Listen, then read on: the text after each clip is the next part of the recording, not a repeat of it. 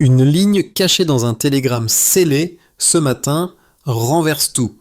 À 6h30, le 12 août 2025, le Burkina Faso reçoit un ultimatum froid, 2 jours pour céder 70% des réserves d'or ou encaisser une dette de 5,6 milliards, plus 324 millions de droits de tirage spéciaux, sans calendrier, sans concession, sous menace de sanctions et de blocage, tandis que le Sahel est surveillé et que la rumeur déborde Ouagadougou. Que devient le pays quand Ibrahim Traoré refuse de céder ? Chaque heure redessine la souveraineté. Pour comprendre ce qui se joue, il faut s'en tenir aux faits, sans amplification. Le récit s'engage à expliquer, étape par étape, comment une pression extérieure calibrée peut forcer un État à choisir entre capitulation économique et rupture politique en un laps de temps extrêmement court. Le bénéfice pour le lecteur est clair. Comprendre les mécanismes réels de la contrainte, sans slogan ni simplification. Ici, il ne s'agit pas de juger, mais de décortiquer une séquence où chiffres, délais et silence remplacent les discours officiels. L'enjeu dépasse un différend financier isolé. Lorsque 70% de réserves stratégiques sont exigées en 48 heures, la question n'est plus seulement budgétaire. Elle touche à la capacité d'un État à décider par lui-même. La dette annoncée agit comme un levier immédiat, tandis que la menace de sanctions élargit le champ de pression à l'économie entière. Dans ce cadre, la réaction d'Ibrahim Traoré devient un test, non pas de bravoure personnelle, mais de résilience institutionnelle face à une contrainte conçue pour réduire toute marge de manœuvre. Ce qui suit montrera comment ce choix initial ouvre une chaîne d'effets irréversible. Tout bascule avec une information restée longtemps invisible.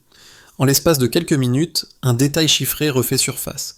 L'existence confirmée d'un gisement aurifère inexploité, authentifié par une mission géologique tenue secrète et protégée par chiffrement avancé, change radicalement la valeur stratégique du Burkina Faso.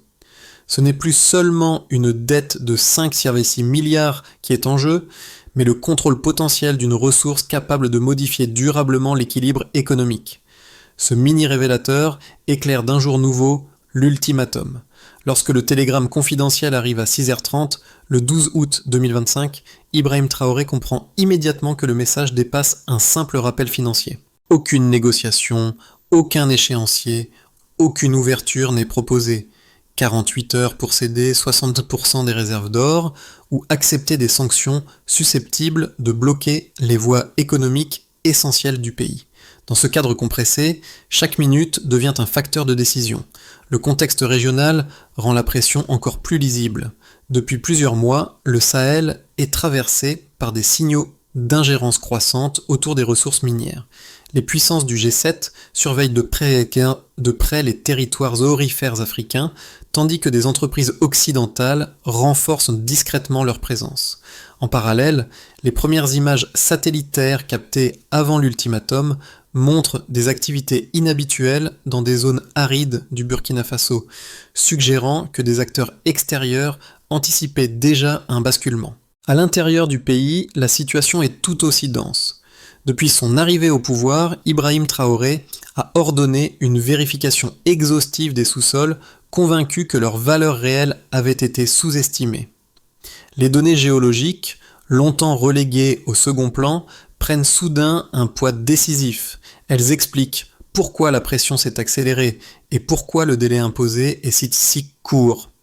L'ultimatum apparaît alors comme une tentative de verrouillage rapide avant que cette information stratégique ne se diffuse. Ainsi, le cadre général se précise. L'épisode ne relève pas d'un incident isolé, mais d'une mécanique où dettes, ressources et calendrier sont alignés pour forcer une décision immédiate. Cette révélation initiale referme la première boucle de curiosité.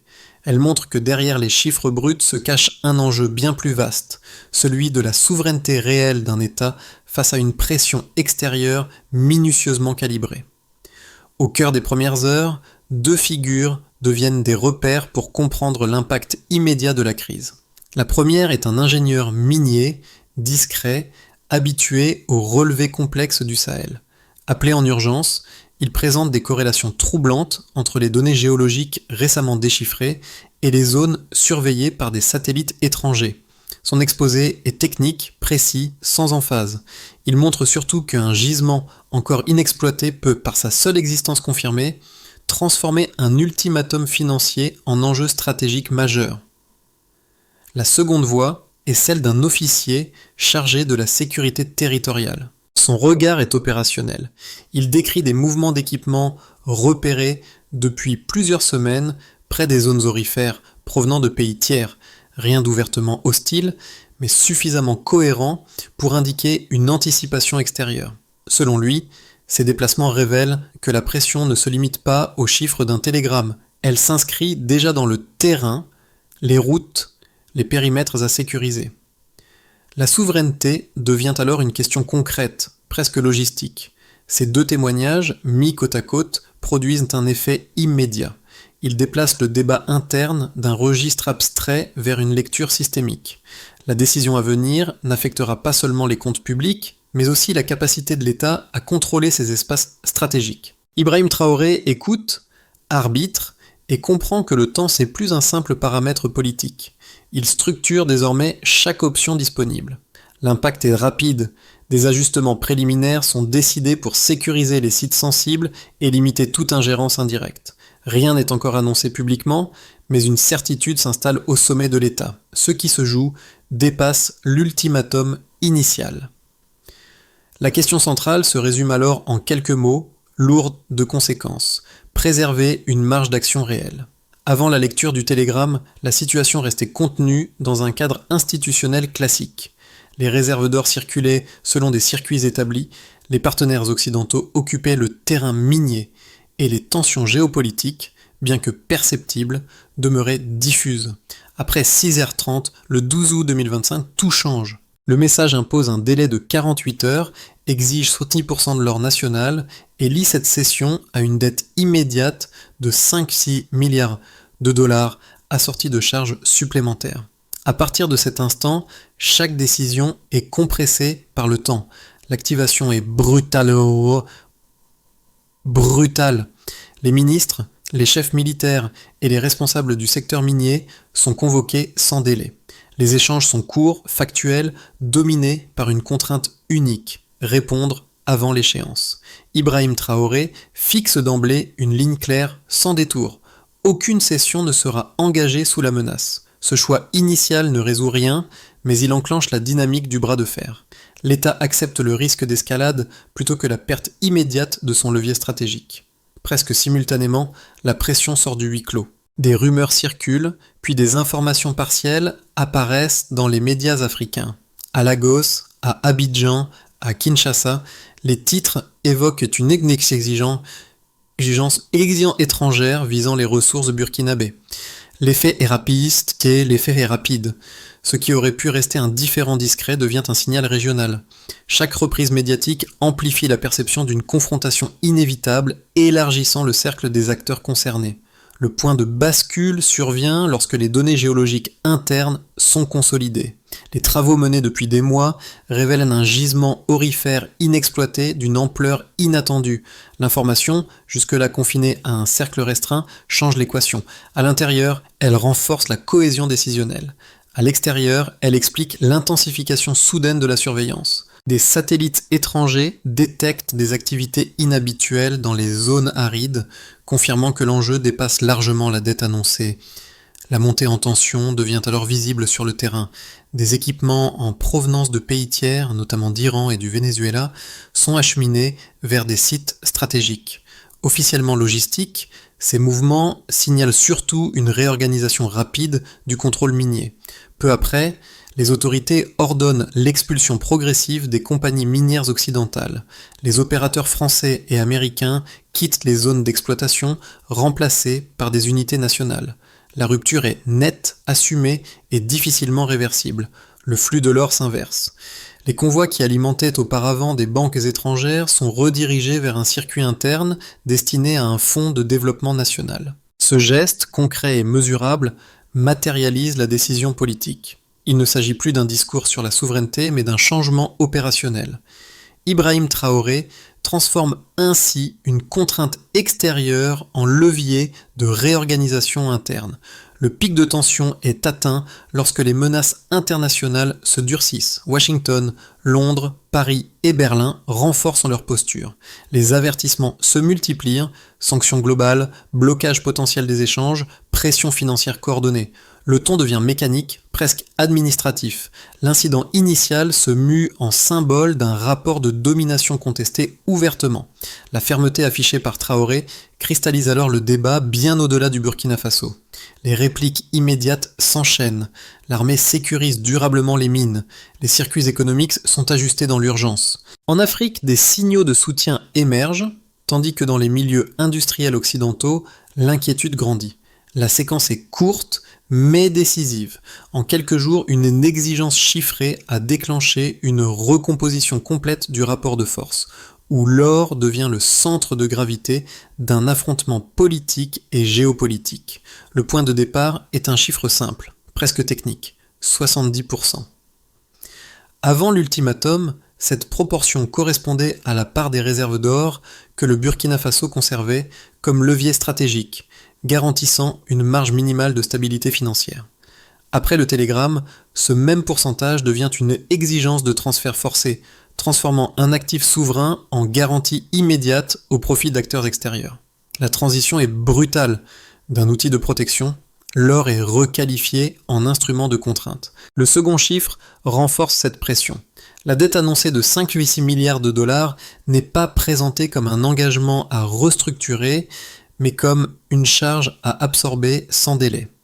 Avant, cette somme s'inscrivait dans un cadre négociable, étalé dans le temps, avec des marges de discussion.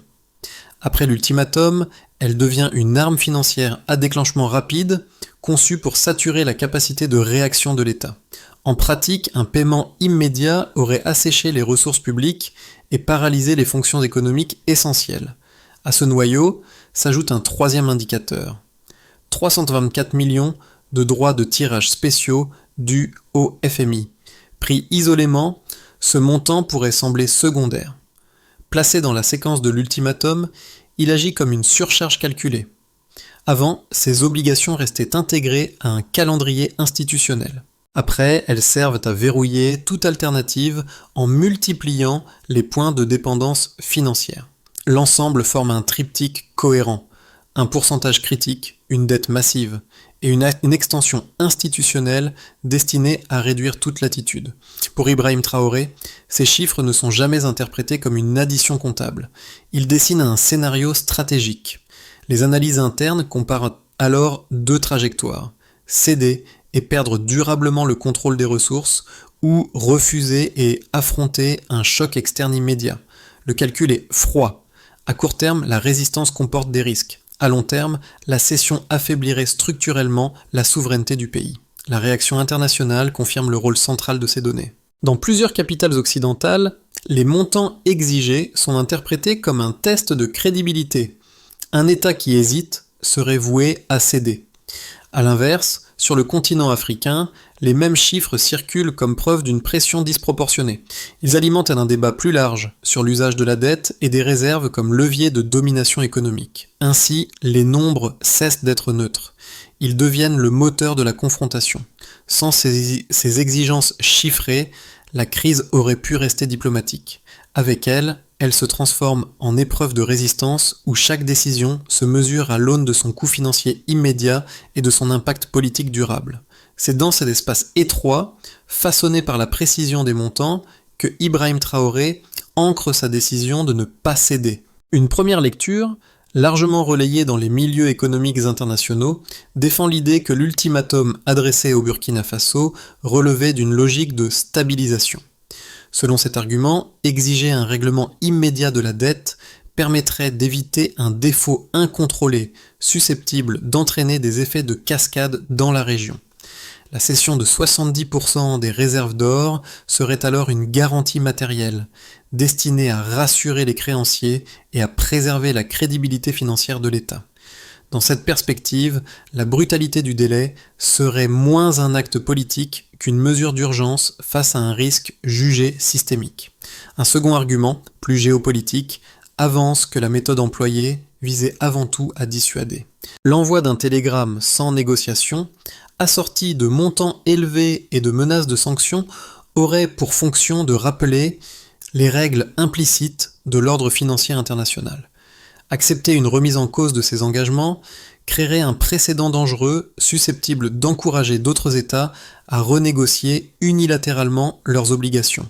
Les chiffres exigés, 5,6 milliards de dollars et 324 millions de droits de tirage spéciaux, deviendraient ainsi des outils de discipline censés maintenir la prévisibilité du système. Ces deux positions se heurtent toutefois aux éléments factuels de la séquence. Le télégramme ne propose aucun mécanisme de transition, aucun étalement, aucun cadre de redressement progressif. Les exigences sont immédiates et non négociables. La menace de blocage économique et le retrait brutal des entreprises minières occidentales indiquent que l'objectif dépasse la simple stabilisation financière. Par ailleurs, la découverte confirmée d'un gisement aurifère inexploité, dissimulé pendant des mois, éclaire le calendrier accéléré de l'ultimatum. La pression s'intensifie précisément au moment où la valeur stratégique des ressources devient évidente. Les faits suggèrent donc une autre lecture.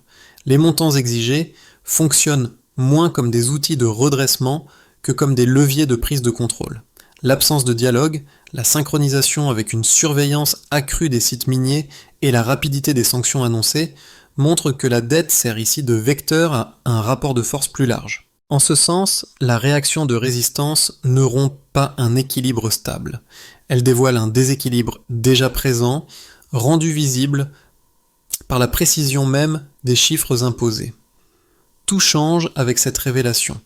La confirmation du gisement aurifère inexploité agit comme un point médian qui recompose toute la lecture des événements.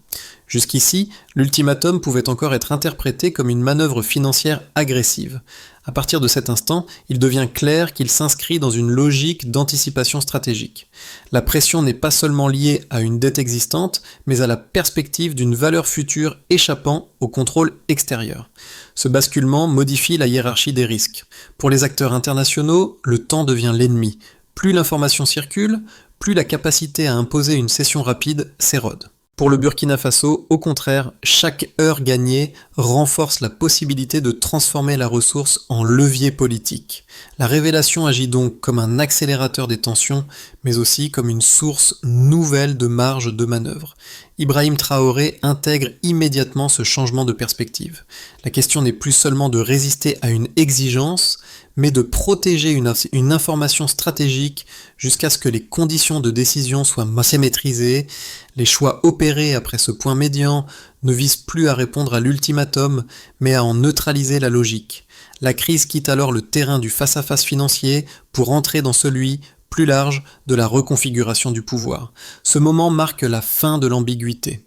La suite ne portera plus sur l'or exigé, mais sur l'or révélé. Les effets concrets de la confrontation apparaissent rapidement et ils ne se répartissent pas de manière uniforme. La décision de refuser l'ultimatum ne reste pas cantonnée au cercle dirigeant, elle se diffuse dans les structures de l'État, dans l'économie productive, dans la vie quotidienne et dans l'environnement régional. C'est à ce stade que la portée réelle du choix opéré par Ibrahim Traoré devient mesurable. Pour l'État burkinabé, la conséquence immédiate est une reprise de contrôle institutionnel. La sécurisation des mines par l'armée et la redirection des flux aurifères vers un fonds national renforcent la capacité de décision interne. À court terme, cette centralisation accroît la pression administrative et diplomatique. À moyen terme, elle offre un levier inédit pour financer des politiques publiques sans dépendance directe aux circuits extérieurs. Du côté des entreprises, l'impact est plus contrasté. Les sociétés minières occidentales expulsées perdent un accès stratégique à des gisements majeurs et voient leurs investissements interrompus. A l'inverse, des acteurs nationaux et des partenaires non occidentaux trouvent un espace pour se positionner dans un secteur longtemps verrouillé. Cette recomposition crée une phase d'incertitude, mais elle ouvre aussi la possibilité d'un modèle d'exploitation plus aligné sur les priorités locales. Pour les citoyens, les effets se perçoivent d'abord sur le terrain social et symbolique. Dans les zones minières, la présence renforcée de l'État est interprétée par certains comme une garantie de protection des ressources nationales. D'autres redoutent les répercussions économiques des sanctions annoncées et les perturbations à court terme. Le débat public se structure alors autour d'une question centrale. Le coût immédiat de la résistance vaut-il la promesse d'une autonomie durable ? À l'échelle régionale, enfin, les répercussions dépassent largement les frontières du Burkina Faso. Les prises de position favorables du Mali, du Niger et de la Guinée transforme l'épisode en référence politique. La décision de tenir tête à la pression financière est perçue comme un signal adressé à l'ensemble du Sahel. Elle nourrit l'idée qu'une coordination régionale peut réduire l'asymétrie face aux acteurs extérieurs. Ces 4 niveaux d'impact s'alimentent mutuellement. La consolidation de l'autorité étatique soutient la recomposition économique, qui influence à son tour la perception citoyenne et la dynamique régionale. Rien n'est stabilisé, mais un nouvel équilibre commence à se dessiner. En choisissant de ne pas céder, Ibrahim Traoré ne déclenche pas seulement une crise. Il engage une transformation dont les effets se déploient bien au-delà de l'ultimatum initial. 3 trajectoires se dessinent pour les 6 à 12 prochains mois, chacune dépendant de la manière dont les pressions extérieures, les choix internes et les alliances régionales interagiront. Aucun scénario n'est certain. Tous reposent sur des enchaînements conditionnels plutôt que sur des prévisions. Le scénario de base est celui d'une stabilisation sous tension. Le Burkina Faso poursuit la reprise en main de ses ressources, consolide la sécurisation des sites miniers et maintient la redirection des revenus vers le budget national. Les institutions continuent de fonctionner, mais dans un environnement international plus contraint. Des mesures de pression ciblées limitent l'accès à certains circuits financiers sans provoquer d'isolement total. Dans ce cadre, la priorité devient la gestion du temps. Tenir suffisamment longtemps pour que les ajustements internes produisent des effets visibles, tout en évitant une escalade irréversible. Un scénario plus optimiste repose sur l'émergence d'un bloc régional plus structuré. La coordination avec le Mali, le Niger et la Guinée s'intensifie, notamment sur les questions de sécurité des ressources et de coopération économique. Cette dynamique collective modifie le calcul des acteurs extérieurs, pour qui toute sanction large deviendrait plus coûteuse politiquement. Les revenus aurifères servent alors de catalyseur à une diversification économique progressive, réduisant la vulnérabilité immédiate. Dans cette hypothèse, la confrontation initiale se transforme en levier de repositionnement régional. Le scénario le plus pessimiste envisage une escalade des représailles.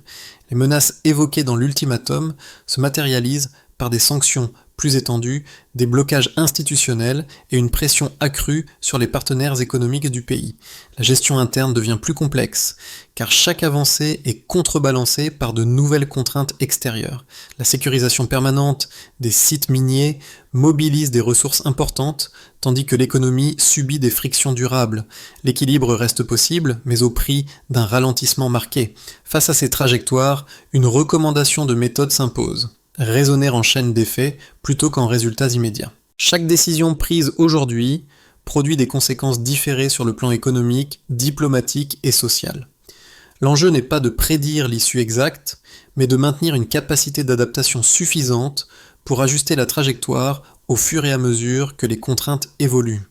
Dans un contexte aussi mouvant, la question centrale demeure ouverte. Quelle combinaison de patience, de coordination et de contrôle permettra de transformer une pression initiale en avantage stratégique durable. À ce stade, les effets de la crise cessent d'être abstraits et viennent toucher des groupes précis, chacun exposé différemment aux choix opérés. Pour les populations vivant à proximité des zones minières, la reprise en main par l'État se traduit par une présence accrue des forces nationales et par une promesse implicite de retombées locales. Certains y voient une protection contre l'exploitation extérieure. D'autres s'interrogent sur la durabilité économique de cette transition et sur ses effets à court terme sur l'emploi et les revenus. Dans les centres urbains et administratifs, la perception est plus institutionnelle. Fonctionnaires, enseignants et acteurs de la société civile suivent l'évolution avec attention, conscients que les sanctions évoquées pourraient affecter les budgets publics et les services essentiels. Pour ce groupe, l'enjeu principal réside dans la capacité de l'État à maintenir la continuité administrative tout en absorbant le choc extérieur. La question de la gouvernance devient centrale. Comment gérer la contrainte sans fragiliser les mécanismes internes ?